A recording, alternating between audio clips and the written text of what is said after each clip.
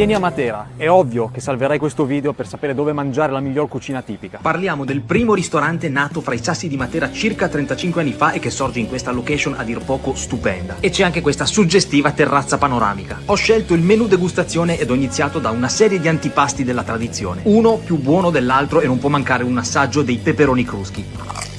A seguire le orecchiette con pomodorino fresco, salsiccia pezzente e funghi cardoncelli. Capocollo cotto a bassa temperatura e laccato al miele con scarola, una carne che si scioglieva. Poi un fuorimenù, il raviolo liquido con pecorino di moliterno e tartufo. E anche un secondo extra, le ribs con fondo bruno, la carne che solo a guardarla si staccava dall'osso, una cosa pazzesca. Si chiude con la mousse di ricotta, cioccolato e fichi su biscotto croccante. Da Austin Matera il menù degustazione costa 38 euro. Il locale è anche pizzeria, nominata tra le eccellenti della Basilicata. Austin da non perdere a Matera.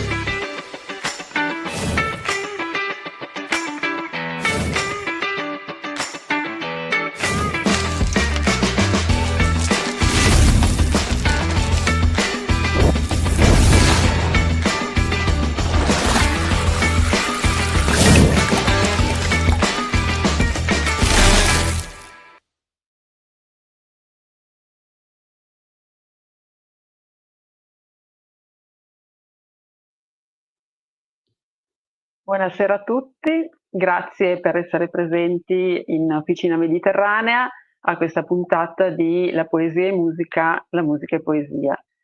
Questa sera parliamo con Sara Brillante, autrice del libro Principessa d'Inventi. Ciao Sara. Ciao Federica e grazie. Direi che possiamo iniziare, ok? Donato Sì. ci sta facendo vedere la copertina. Iniziamo con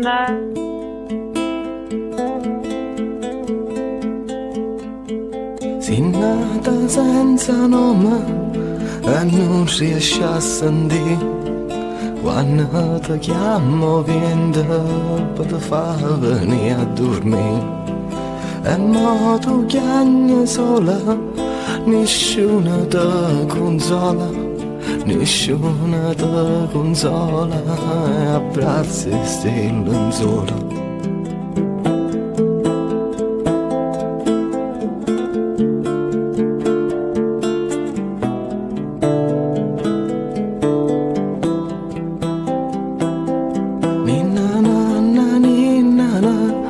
Ninna nanna resto io me che ti scorrere in la cara quando non riesci a dormire. Eccoci qua, adesso possiamo partire davvero. Ok. Sara, io direi iniziamo a parlare di te, giusto per fare un cappello, capire chi sei, come sei approdata a questa tipologia di scrittura, e sto parlando dei versi in rima. E poi sarebbe bello far sapere a chi ascolta anche qualcosina riguardo alle tue altre pubblicazioni, eventualmente capire se sono collegate tra loro o se ognuna è a sé stante e non c'è o c'è un filo conduttore. Perfetto. Allora, mi presento, sono Sara Brillante, nasco a Ivrea, vivo tuttora a Ivrea e il mio lavoro, la mia occupazione principale è stata per anni quella di sviluppatore software e installatore di programmi per lo più gestionali. Questo è stato il mio lavoro. Poi diciamo che interagivo anche per conto mio su un altro genere, a livello artistico, ma è sempre stato solo un hobby, che è quello della pittura, che viene sin da piccolina, sin da ragazzina. Quello della scrittura, giunge in un secondo tempo. Arriva per puro caso, io ho iniziato a scrivere proprio per caso. E nasce nel 2018, dove inizio a portare avanti il mio primo libro che ho scritto, che è una biografia, è un estratto, della mia vita, di un periodo buio che ho trascorso, purtroppo, un periodo della mia depressione. Da quello, niente, ho deciso di pubblicarlo, più che altro per avere una copia per me, non tanto per chissà quale motivo particolare. L'ho pubblicato su Amazon perché era l'unico modo per poter pubblicare quasi gratuitamente, diciamo così.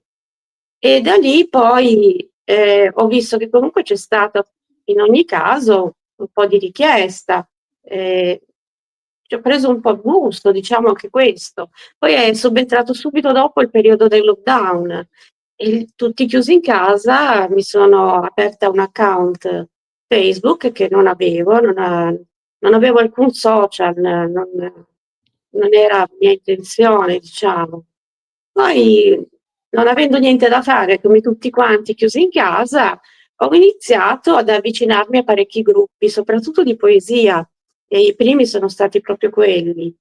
E da lì da una cosa nasce l'altra, c'erano dei contest, piccoli contest, dove magari ci insegnavano anche a come mettere giù qualche verso, a come iniziare a scrivere anche, le poesie. Ho iniziato così. Scusa Sara se ti interrompo, perché Sì, una cosa che io ho notato in Principessa d'Inventi è che c'è sì, un'estrema precisione nella musicalità, nelle rime, nella cadenza delle sì. parole, che non è, almeno non lo so quanto sia una capacità innata e quanto si impari. No, Quindi tu hai comunque seguito dei allora, corsi? no, io non ho fatto nessun corso, adesso cioè nel senso, le poesie mi venivano naturali per quello che erano io le chiamo pseudopoesie le mie prime, perché non erano né in rima né in metrica, erano frasi messe giù, magari in un momento in cui mi sentivo particolarmente oggi di morale o triste e volevo esprimere quello che erano i miei sentimenti in quel momento. Poi, diciamo che la cosa è andata avanti un paio d'anni.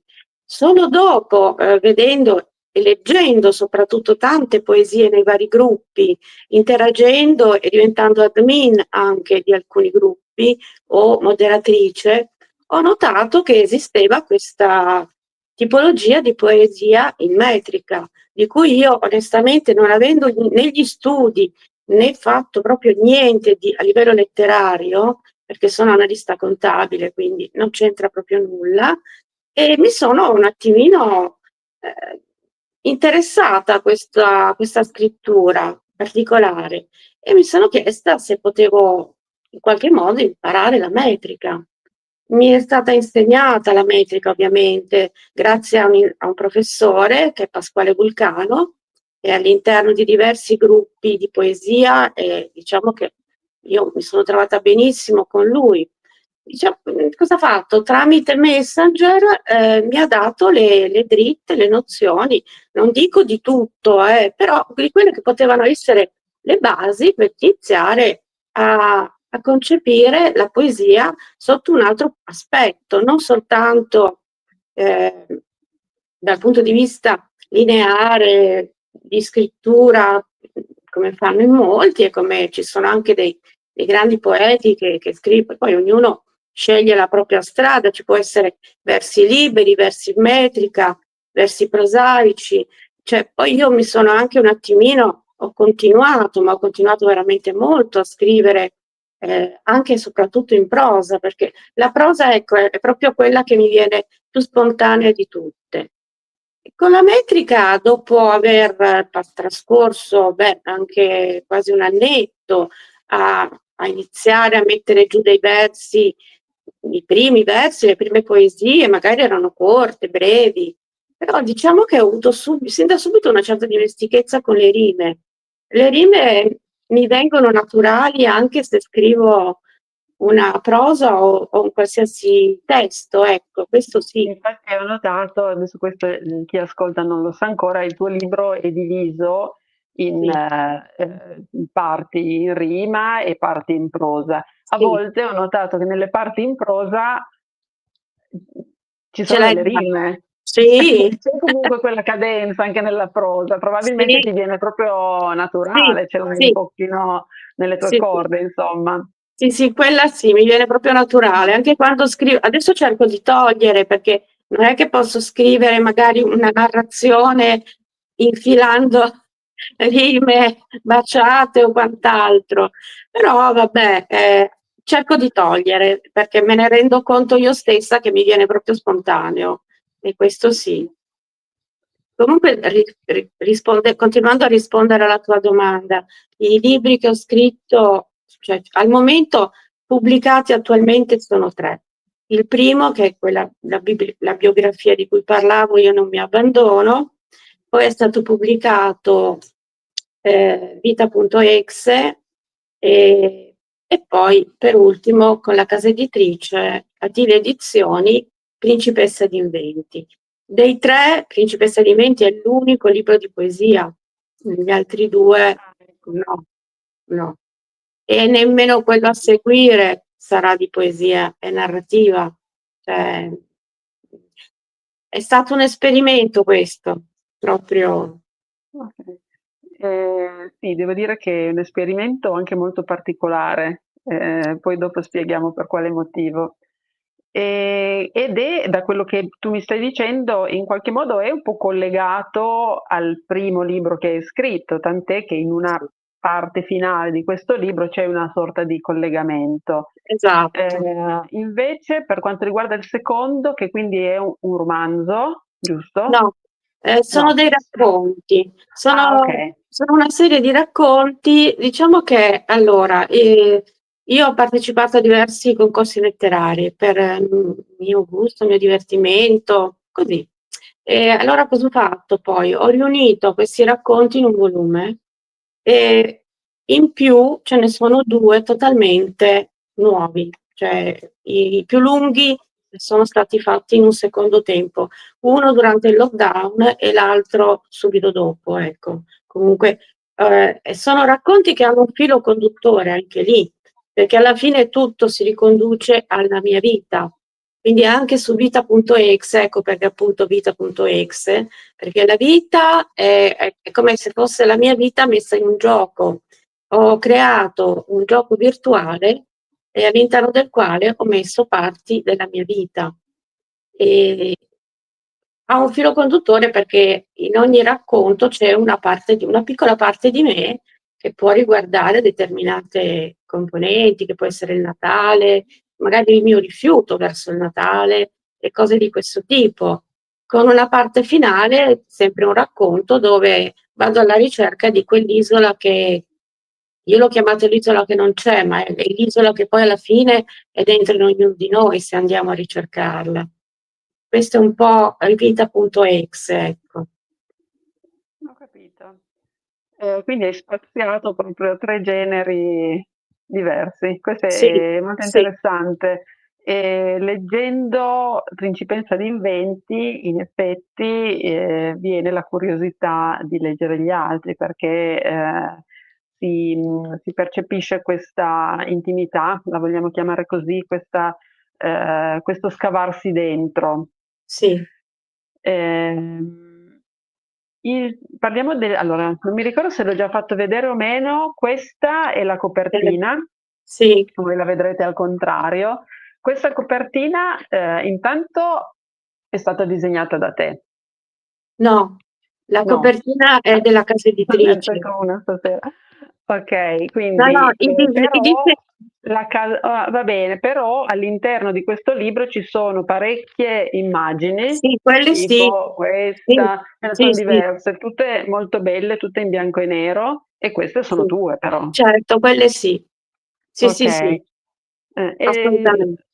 Allora, tutte queste immagini e anche la copertina, anche se non l'hai disegnata tu, comunque rende molto l'idea di che cosa andiamo a scoprire all'interno del libro. Perché Esatto, questo libro, io ti dico come la vedo io, poi ognuno chiaramente certo, le letture se le interpreta un pochino, è come se fosse un viaggio, un viaggio attraverso un mondo molto onirico, per cui passo attraverso dei boschi che inizialmente sono verdi, verdeggianti, con un cielo limpido, ehm, qualcosa di solare. Poi improvvisamente i rami seccano, arriva il buio, quindi entra la paura, l'ansia, una situazione molto più sconvolgente, per poi ritornare di nuovo a una realtà positiva, e tutto il libro è un altalenarsi di situazioni di questo tipo, molto diverse tra loro, che sono in fondo tutte le fasi della nostra vita. Non so se tu avevi questo intento, o comunque se il fatto di parlare sovente delle tue esperienze sia un modo per rappresentare la tua di vita, però trovo che ci si riconosce abbastanza in ehm, questa altalena della vita, no? certo, Cosa, certo. Allora, sì, in parte, e poi ognuno giustamente, hai detto bene prima, cioè è bello che sia proprio il lettore a stabilire quello che riesce a percepire da un testo, perché poi ognuno di noi legge un libro e prende quello che dentro di sé sente, cioè l'empatia che in quel momento le viene data dalla scrittura stessa del testo. Quindi quello che stai dicendo è giustissimo e bellissimo.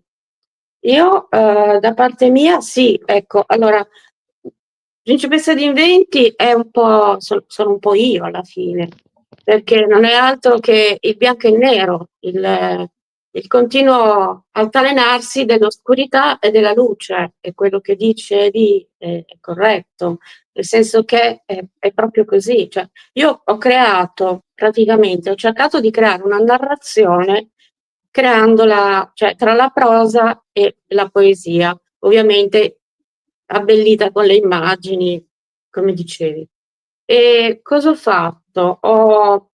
Ho varcato la soglia per raccontare esattamente cosa volevo intendere io con Principessa d'Inventi. Ho varcato la soglia di un castello, nell'oscurità all'interno di un castello. Tra le mura ho trovato quelli che erano i miei compagni di gioco, e sono sempre stati e lo sono tuttora, i libri. Quindi ho preso alcuni testi, quelli più che a me hanno lasciato dentro qualcosa, ecco, dei sentimenti che ci sono maggiormente legata, quelli ai quali ho fatto meno fatica a trasformarmi ed entrare all'interno di queste storie. E ho preso queste 8 perle.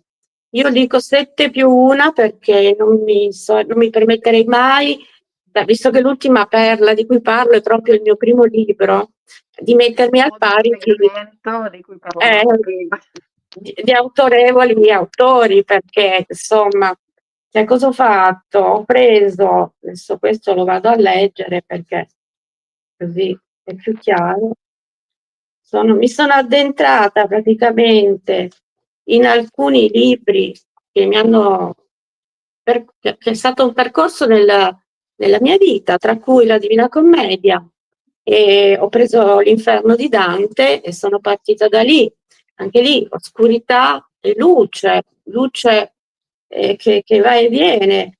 Poi la seconda perla mi sono soffermata un po' di più perché ho amato molto Il Signore degli Anelli di Tolkien, quindi vado a interpretare alcune, anche utilizzando molta mia fantasia, perché tipo la prosa che introduce poi la poesia relativa alla Signora degli Anelli, che è la ballata degli Ent, diciamo che lì me la sono un po' giocata con la mia fantasia. Vado a prendere L'uccellino bianco di J.M. Barrie perché colui che praticamente ha dato vita a quello che è stato poi Peter Pan, e anche lì c'è il chiaroscuro, c'è il bianco e il nero, c'è la voglia di essere, non so, fantastica in un attimo e subito dopo nello strapiombo di un precipizio. Cioè, viaggio molto sul gotico, ecco, diciamolo pure. Questo libro ha molto di gotico e anche di dark all'interno. Prendo un libro che forse è meno conosciuto, però a me ha lasciato molto, che è Verde Oscurità, perché è un libro che parlava di reincarnazione, che parla di reincarnazione.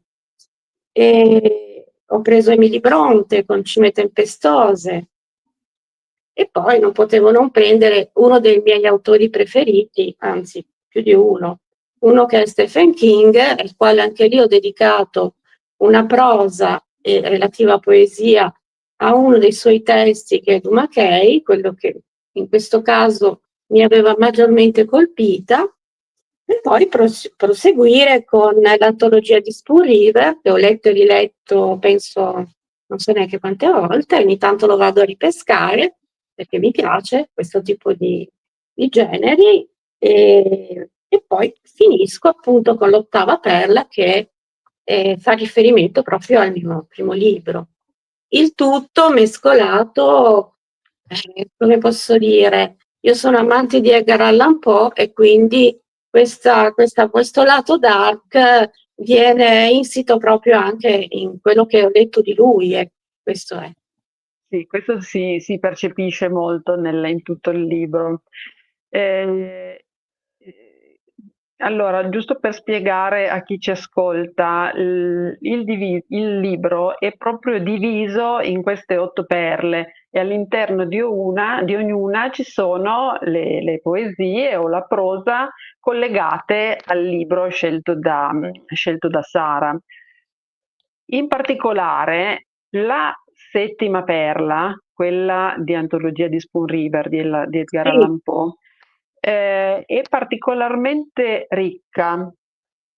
E devo dirti che quella che a me è piaciuta di più, forse perché anch'io con Edgar Allan Poe vado particolarmente, con Edgar Lee Masters vado particolarmente d'accordo, perché tratta il tema della morte in maniera non cupa, ma serena, se vogliamo, no? sì, E sono lo tratta in una maniera un po' più leggera, senza nulla togliere a quella che effettivamente è il tema della morte. certo. E tu l'hai divisa, questa perla l'hai divisa ulteriormente in stille. Sì.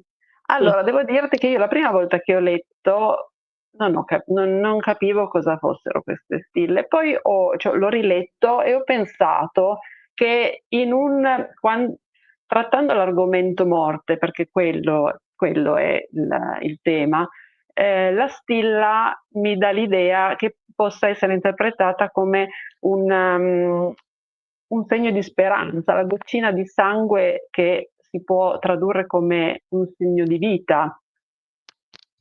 Tu cosa intendevi quando No. hai diviso no, vedi che è proprio la poesia è proprio soggetta a 1000 Vabbè, interpretazioni. ma ci sta assolutamente, ci mancherebbe.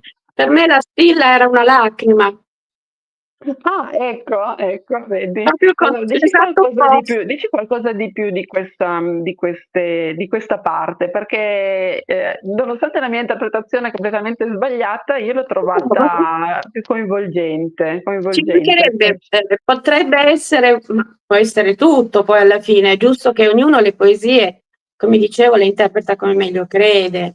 Allora, le ho divise così perché alla fine, prendendo Edgar Lee Master, ma non andando a creare epitaffi a livello anche molto autoironico e ironico, come lui l'ha fatto nel suo testo, a volte c'è l'ironia, ma c'è anche insomma la parte tragica della morte.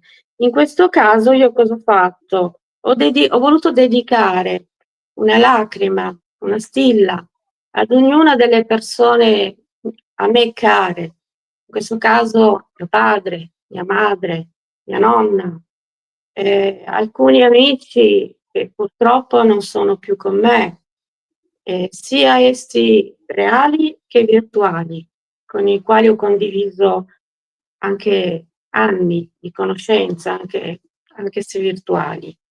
E quindi ho voluto dare proprio una dedica, assegnando anche a volte il fatto di dire stilla di ghiaccio adorna, di ghiaccio perché magari dentro di me in quel momento la stavo dedicando, in questo caso ad un bambino che non c'è più. E in un periodo invernale è venuto a mancare, di conseguenza il ghiaccio, la neve e l'inverno. L'ho abbinata a un amico pettirosso che veglia sulla tomba. Cioè, questo è stato il motivo di scegliere e suddividere, per dare ad ognuna di queste persone un omaggio, chiamiamolo così, un omaggio, una mia lacrima che mi è rimasta nel cuore nei loro confronti. E perché no, anche una speranza, un ricordo, ecco, questo ci può stare. In questa perla, parlo sempre della settima perla, antologia di Sì, Spoon River, parli anche del Natale. sì. E mi ha stupito il modo in cui parli del Natale e poi casualmente tu prima hai fatto un accenno al Sì, fatto che non lo vedi come una cosa particolarmente gioiosa. no, tutto il contrario. Infatti, dunque, dovrebbe essere Bacche di fuoco dove parlo del Natale. La considero, cioè io ho un conflitto col Natale, è tremendo perché faccio l'albero o non faccio l'albero? Natale mi piace o non mi piace? Cioè, alla fine l'albero lo faccio per me, perché voglio vedere delle luci, magari le lucine rosse che mi danno calore in casa, però al contempo non riesco a vedere le luminarie che mi girano tutte attorno, mi danno fastidio, mi creano gelo dentro, proprio il classico gelo nel cuore, ecco. Infatti io affronto questo periodo così come viene, nel senso mi invento qualcosa da fare per non pensare al periodo del Natale, qualsiasi cosa. E qui viene fuori come se fosse appunto, l'ho messa in quello di Edgar Lee Master perché è come se fosse per me la morte, il Natale, perché cioè, io ho perso i miei genitori tra ottobre e novembre e quindi dicembre, per me non esiste proprio. Cioè, io inizio un periodo brutto da ottobre fino a fino all'Epifania, diciamo, dopodiché tutto ritorna normale nella mia vita, ecco. Questo è purtroppo. E ho voluto dedicare, fra virgolette, una poesia anche appunto, che poi c'è anche nella poesia, non c'è proprio tutto il brutto, c'è anche eh, l'agrifoglio, cioè, anche qua c'è l'uno e l'altro, come un po' quello che penso io, quello che è il mio pensiero sul Natale, i miei sentimenti verso questa festa.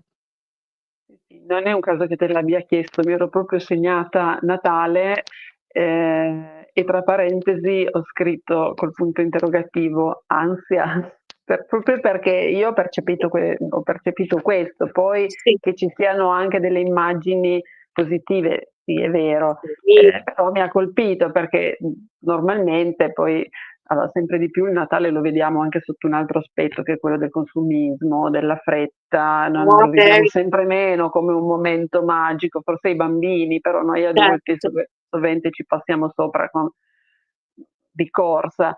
certo, Però non mi ha mai fatto pensare a una sensazione di ansia, forse più di, a me dico personalmente, certo, più certo. forse più di rabbia o di delusione, ecco, ma non di ansia. Adesso ho capito il motivo per cui ne hai parlato come cioè, l'hai descritto in Sì, questo modo. questo è. Allora, Vuoi dire qualcosa dell'ottava perla? Oppure io mi sono segnata l'introduzione dell'ottava perla, se Vai, posso leggerla, perché vai, mi è vai. piaciuta molto. Allora, perché ogni perla è introdotta da una piccola frase del testo a cui si riferisce. Sì, Quindi qui ci riferiamo al tuo libro, aiutami con il titolo, io non mi Io non mi abbandono. abbandono. Sì, Ok. E l'introduzione è questa. La felicità danza sul cuore come un lampo, nel suo stesso guizzo muore. È solo eh, questo. Non è in rima, non è musicale come tutto il resto del libro, ma a me è piaciuta tantissimo. grazie. Purtroppo è anche vero, perché in fondo la felicità cos'è? Quanto dura? Un attimo, un secondo, forse niente, forse anche meno. Nel momento in cui pronunci la parola o la pensi anche solo con la mente, è già morta, cioè è già andata. Rende l'idea. Allora, abbiamo solo più 2 minuti. Non so se c'è qualcosa che non ho detto e che tu vuoi aggiungere. Direi direi che va benissimo così. Io volevo a questo punto, visto che manca poco, innanzitutto fare i ringraziamenti a te, a voi tutti, a Officina, Mediterranea, a tutti, e anche alla mia casa editrice che ha creduto in questo progetto, che è Attira Edizioni, perché se no non Ok. sarebbe qua. Mentre parlavamo, ho visto che qualcuno ha fatto delle domande. Ah Se sì, non riusciamo adesso a rispondere, io me ne sono segnate 2, ma forse erano più di 2. Se non riusciamo a rispondere adesso in chiusura, prima della chiusura, ti chiederei dopo la sì, trasmissione, puoi andare a rispondere in, certo, in chat, ok? certo. Qualcuno chiedeva a chi parli come tipologia di pubblico, quindi ai più giovani, ai più anziani. Hai, Ah. mentre scrivi, tu hai in mente un pubblico particolare o comunque hai un riscontro da un pubblico particolare? Allora no, quando io scrivo io non penso a nessuno, penso a quello che voglio io trasmettere. Poi, indipendentemente dal fatto che venga oppure letto oppure no. Cioè, io non ho mai pensato di scrivere un libro per per un pubblico. Scrivo perché mi piace farlo, perché è una cosa che fa star bene me e sinceramente se qualcuno lo legge e trova empatia in quello che scrivo, io sono ben felice di questa cosa. Quindi no, al momento della scrittura io questa non ho mai pensato a chi ho di fronte se non a quello che sto facendo in quel momento. Anche perché, quando scrivo io mi immedesimo, se anche creo dei personaggi, questi personaggi diciamo che sono un po' o perché mi circondano ed esistono in qualche modo questi personaggi, oppure perché poi alla fine chi scrive io mi posso chiamare Sara, mi posso chiamare Sofia, mi posso chiamare ma sono sempre io l'artefice di tutto, quella che si va a giocare tutte le partite in ogni libro che scrive, qualsiasi cosa. Poi il pubblico, questo libro può essere letto da tutti tranquillamente, da ragazzi giovani come, cioè, non ha un limite né di età né di genere né di pubblico, assolutamente. È leggibilissimo. A proposito di pubblico, io chiuderei con un mio pensiero. Sovente quando parlo di libri con le persone, mi accorgo che molti si chiudono in un genere, del tipo, ah, il fantasy non è il mio genere, ah, l'horror non è il mio genere. Io continuo a ripetere, attenzione a chiudersi in un unico genere, perché quando dico fantasy non vuol dire per forza ehm, la storia infinita. All'interno Certo. del fantasy ci sono tanti altri temi che non sono per forza rappresentati come fantasy, così come all'interno, adesso mi viene in mente l'horror piuttosto che il giallo, qualunque sia l'incasellamento di un libro, lì dentro ci posso trovare tanti altri argomenti trattati magari diversamente da come sono abituata a vederli, a leggerli, per cui eh, per gli ascoltatori o chi ci ascolterà in futuro, il fatto che questo libro sia scritto in versi, se io non leggo normalmente le poesie, come effettivamente capita a me volontariamente non viene spontaneo leggere le poesie, però il fatto di leggere un libro come questo mi apre la mente anche a cose nuove. A me alla fine questo libro è piaciuto, anche se non è un genere che in libreria avrei comprato. Quindi vi consiglio di leggerlo. Sara Brillante, Principessa d'inventi. Cosa Grazie. dici? Abbiamo... Io ti ringrazio. Possiamo chiudere. Va bene. Tanto diciamolo tutti, siamo dello stesso paese, non ci conoscevamo prima. No, infatti a me non mi è piaciuto Capiterà di vederci incontrarci. ancora. Non ci siamo Infatti, mai incontrate prima. Va bene. infatti. Va bene, allora ti chiedo solo di controllare perché sicuramente ci saranno Sì, altre domande e certo. salutiamo tutti, ringrazio te, Officina Mediterranea e chi ha partecipato. Grazie a tutti voi e grazie a te. Ciao a tutti. Buona serata. Altrettanto, grazie. Grazie, ciao Federica. Quando non riesci a dormire, ninna nanna ninna na.